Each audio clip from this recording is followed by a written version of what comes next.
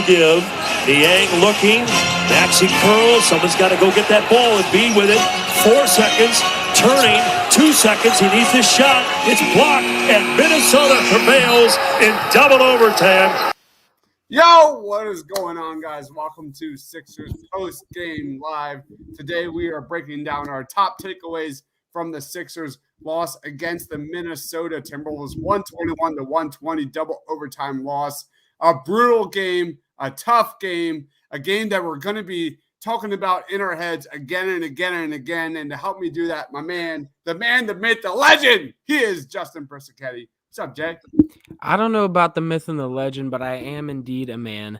But listen, man, this game was the Sixers gave this one away, in my opinion. This was a game that was very winnable, especially at the end, barring the fact that D'Angelo Russell just didn't want to miss a shot. Yeah.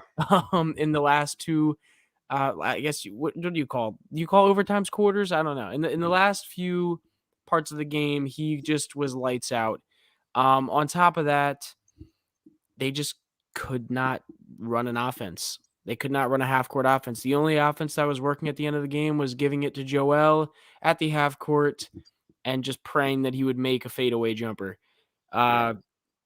Joel really kept them in this game. And Philly, and we said it a lot, but Philly is lucky to have Joel, because if Joel's not here, you're not even close to win this game. Tobias and Tyrese Maxey, two guys that you need to rely on at the end of games like this, just were not hitting shots. Yep. Now, let me share my screen here. Joel Embiid was the storyline of this game.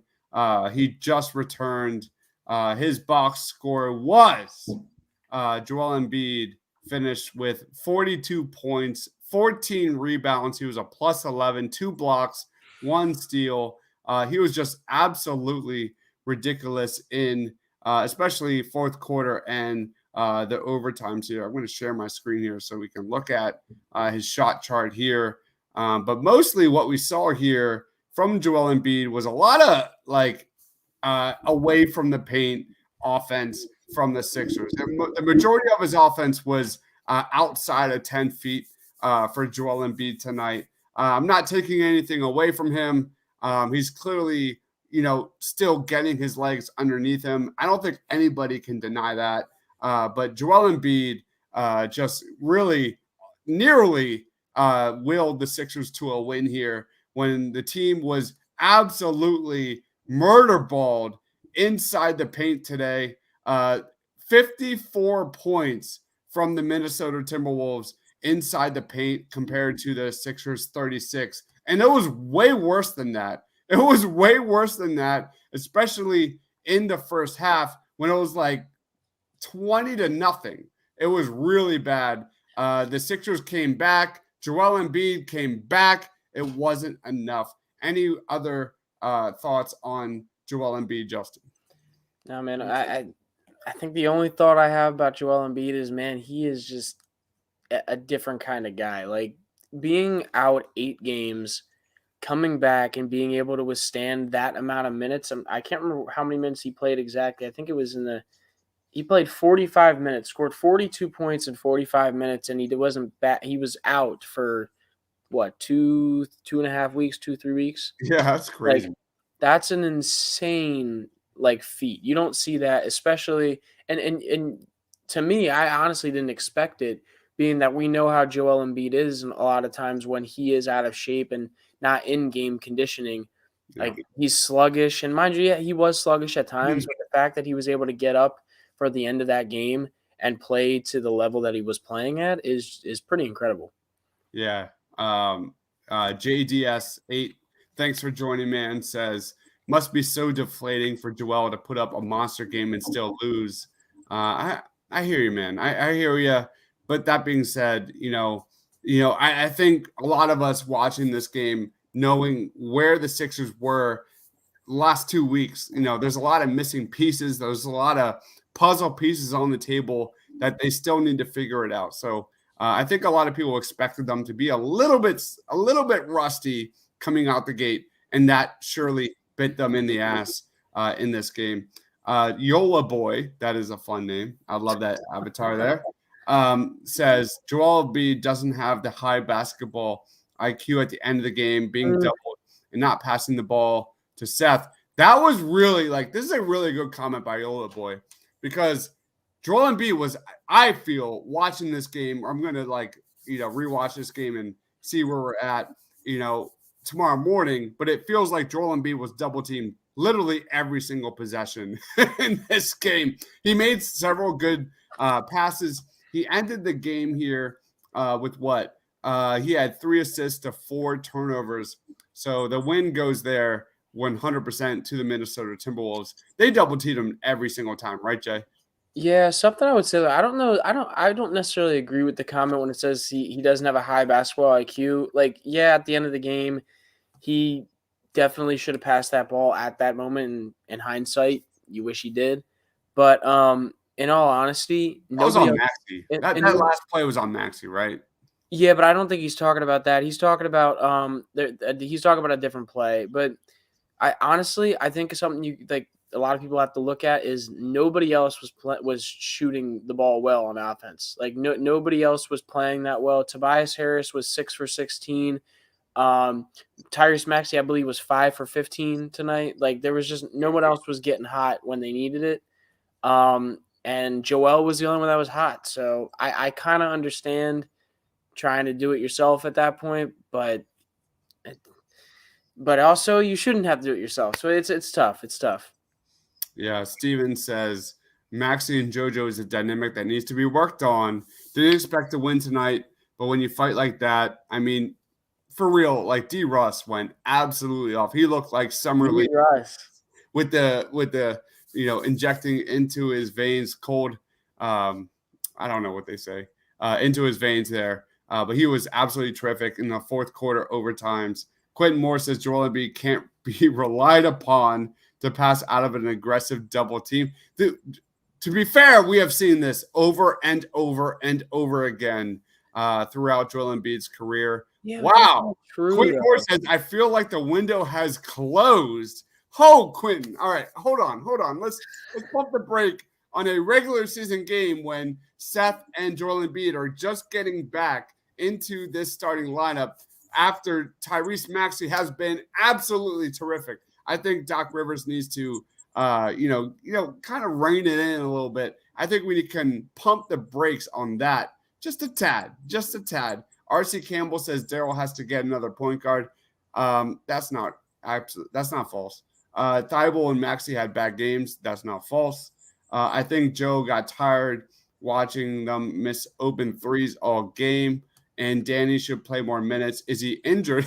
I think that's the first positive comment we've got from DG and probably about all of these Sixers post-game shows in a while, because I go back to Maxey, who had 8 points in that third quarter. Danny Green had 4 steals in that third quarter and was a big component of why the Sixers came back into this game after getting their throat cut in that first half. And it was brutal. This first half was absolutely brutal, especially offensively. So really, Justin, I think the main storyline of this game will be execution or lack thereof, lack of offensive execution in this game, man. I have been talking about this all season long, and we saw it sure enough on that last play. Here it is again. Beating the Sixers by a point. No fouls to give. Niang looking. Maxey curls. Someone's got to go get that ball. Look at this hero ball right here. This is the problems I have talked about Doc Rivers again and again that we saw in last year's play. Embiid with it. No one's moving around. It's Joel Embiid. Throw Joel Embiid the ball. 4 seconds. Turning. 2 seconds. He needs this shot. It's blocked. First of all, that is god awful to begin with. And we have seen this again and again.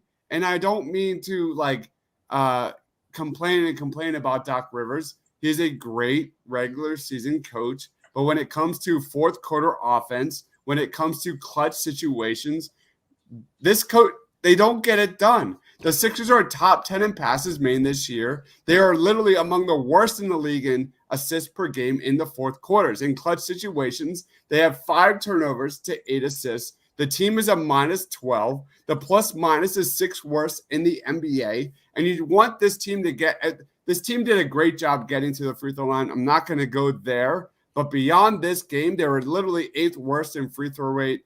You look at Tobias Harris, you look at Joel Embiid, ISO situations minus tonight, who I thought had a terrific game. There was a couple step back jumpers from Joel Embiid that really were impressive here, especially Tobias Harris, who had a stretch of offense. However, late game offense, fourth quarter offense continues to bite them in the ass, Justin.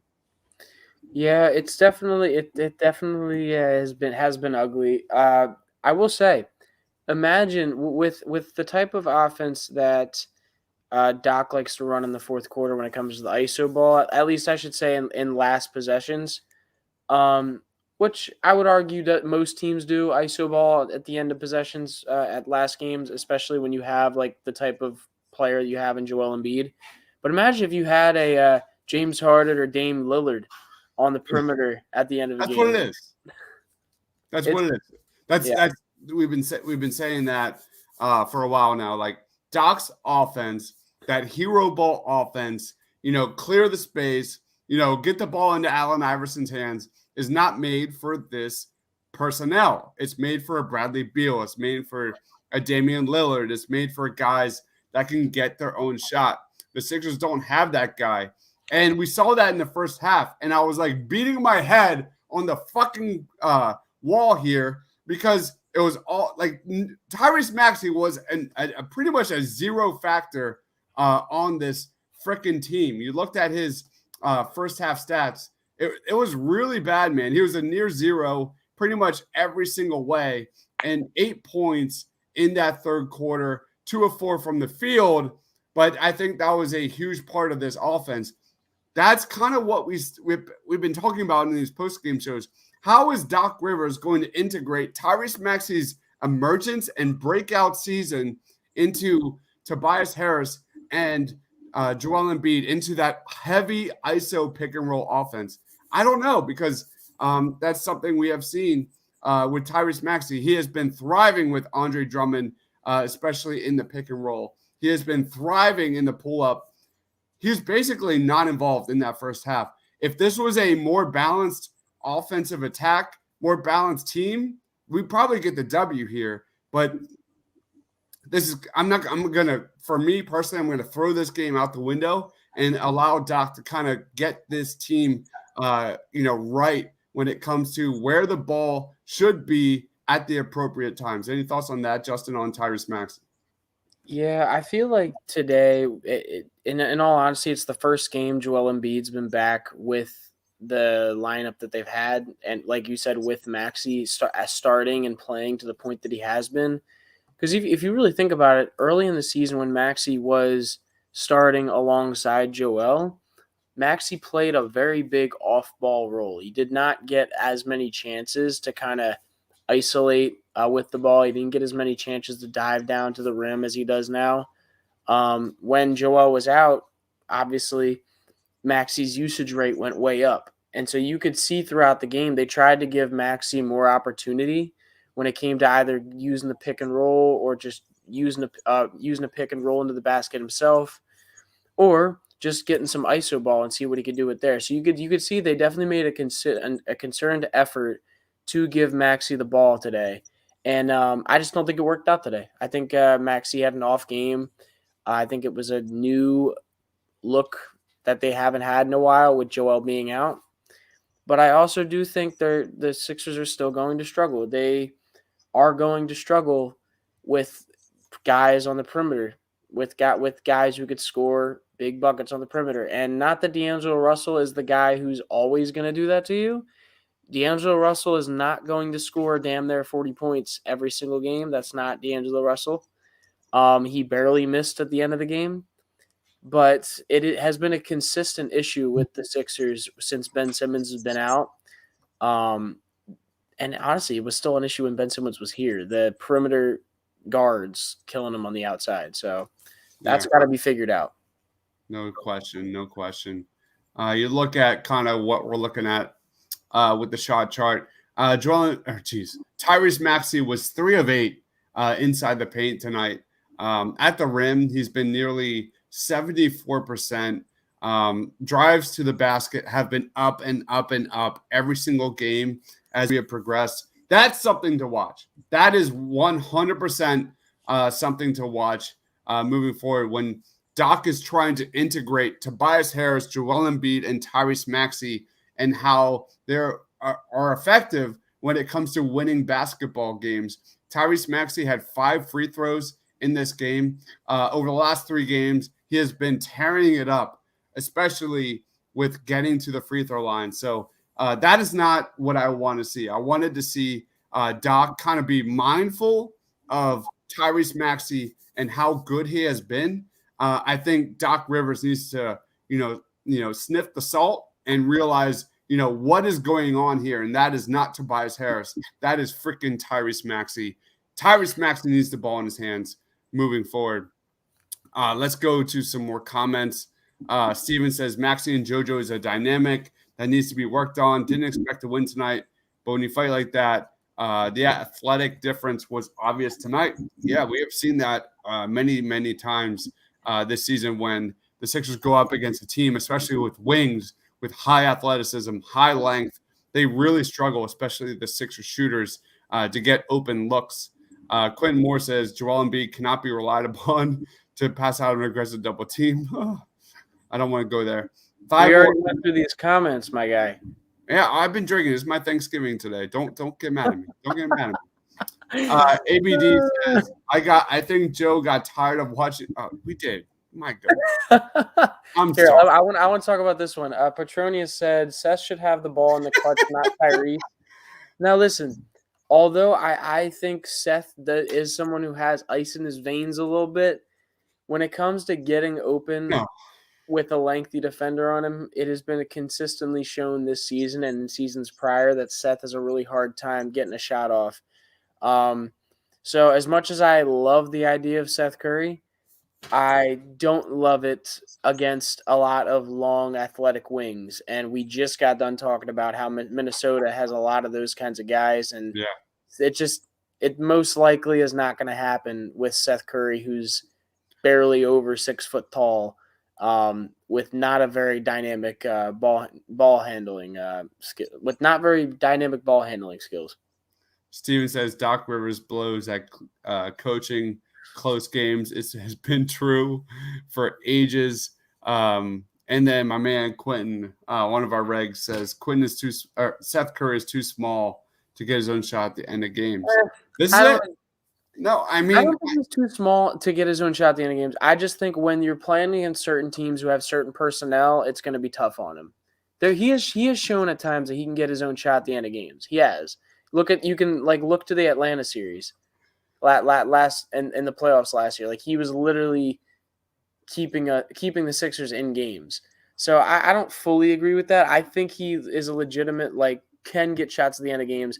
I just think when it comes to personnel and who's defending him, it's way harder for him too in some cases. I would wonder if there's a direct correlation when the Sixers are really utilizing Joel Embiid down low, and if that has any correlation to Seth Curry's effectiveness on that perimeter, because the Sixers really didn't attack Joel Embiid down low until late in the fourth quarter. I feel like from the first jump, Joel Embiid's pretty much offensive attack was pretty much pull-ups, pick and pops.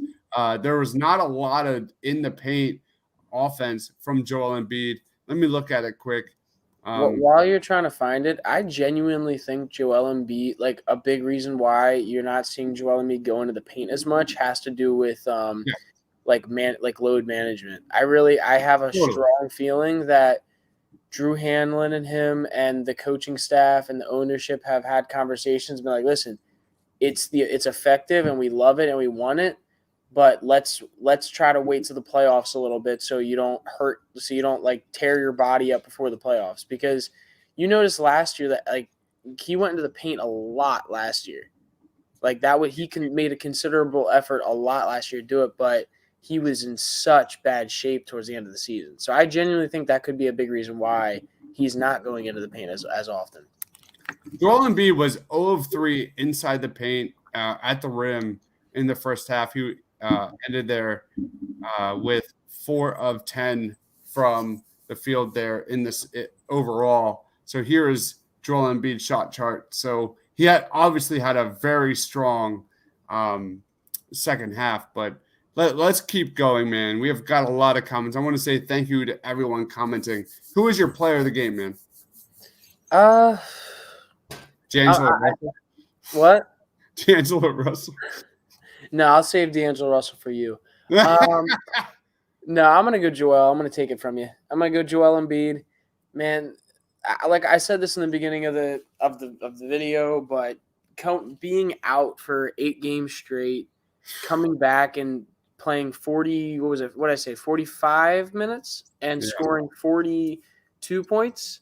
That's insane. 40, like, that's just not normal for a guy of that size and stature to come back and do that kind of damage to you, especially from the spots as he was doing it from, just like turnaround jumpers in double overtime is crazy. Yeah.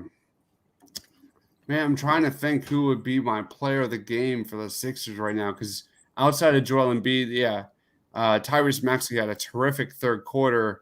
That was great. Tobias Harris, 17 points, but not efficient. On 16 shots. Danny Green had an impressive 4 steals in the third quarter. I can't ignore that. Not the great. You got to go D'Angelo Russell.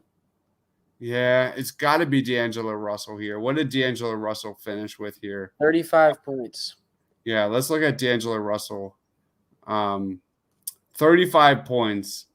He had 8 assists, 2 steals, 2 blocks, and really carried the Minnesota Timberwolves here in the fourth quarter overtime, second overtime.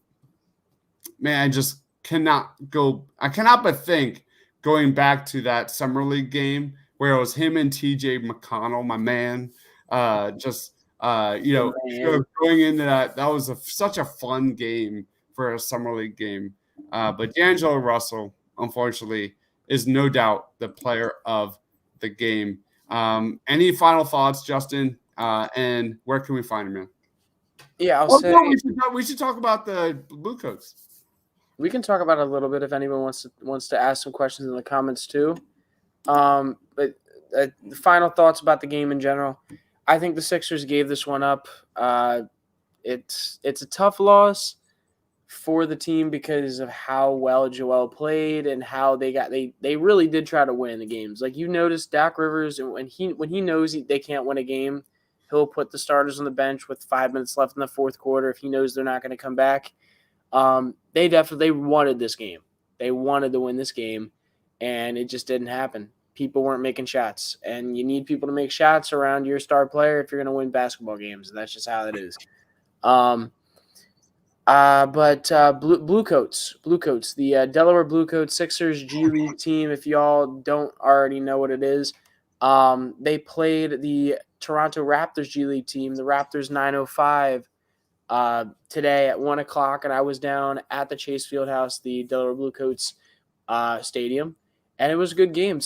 Blue Coats won, I believe it was 120-something to 89. They killed them. Paul Reed had a big game. Jaden Springer looked really, really good. Really good. The man is a bulldozer. Man is a legit bulldozer. Like this might sound crazy, and I'm just gonna say it because Tiago agrees with me. Our friend Tiago agrees with me here. Jimmy Butler and Jaden Springer really have very, very similar games when it comes to going into the paint. And mind you, that's G League. That is G League Jaden Springer. That is not him saying that that's what he does, obviously at the NBA level. But I will be honest with you, the way he gets up into people going into the basket and the way he gets his points and gets his buckets, it's eerily similar. The turnaround fadeaways after creating contact in the mid range. The way he gets inside and really puts his body and shoulder into people to get to the basket.